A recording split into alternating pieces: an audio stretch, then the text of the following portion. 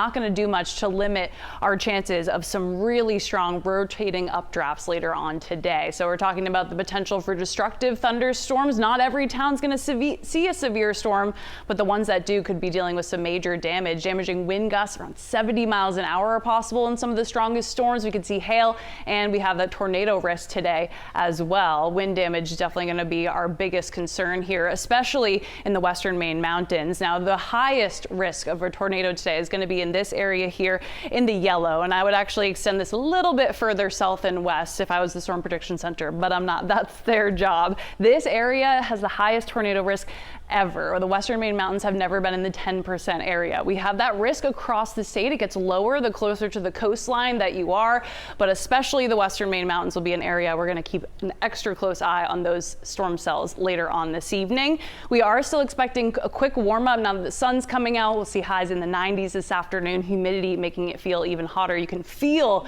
the humidity out there already, and our severe storm risk has come up a little bit today when compared to yesterday. So the level 3 out of 5 storm risk here has now moved a bit further south. It includes Bethel and Rumford, Skowhegan, up toward Jackman and Eustis and Rangeley in that level 3 out of 5. Level 2 out of 5 for most of the coastline now, with the exception of parts of York County, for damaging storms, severe storms, right? Capable of producing damaging winds and hail and potentially rotating storms as well. So we're expecting the storms of concern, that line, to reach the Canadian border likely between about 4 and 6 p.m. this evening. That'll be working its way through central Maine and eventually to the coastline. So for some areas in southern Maine, you may not see the strong storms until closer to midnight tonight. By about 1, 2 a.m., the strongest storms will have shifted offshore and the severe threat will have ended. So for most of us, when you wake up tomorrow morning, no more weather worries, though you may be running into some tree damage. Tomorrow, we should be having the sunshine, but we're going to be dealing with some really, really thick wildfire smoke. We're already seeing that